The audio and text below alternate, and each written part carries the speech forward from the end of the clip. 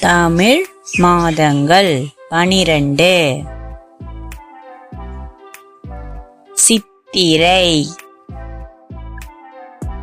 Vaikasi, Aani,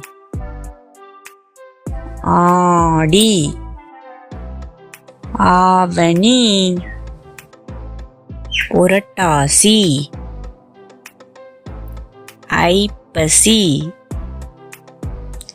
Karthigai,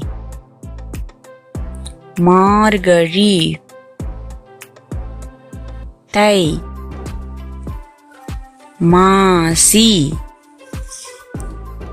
Panguni.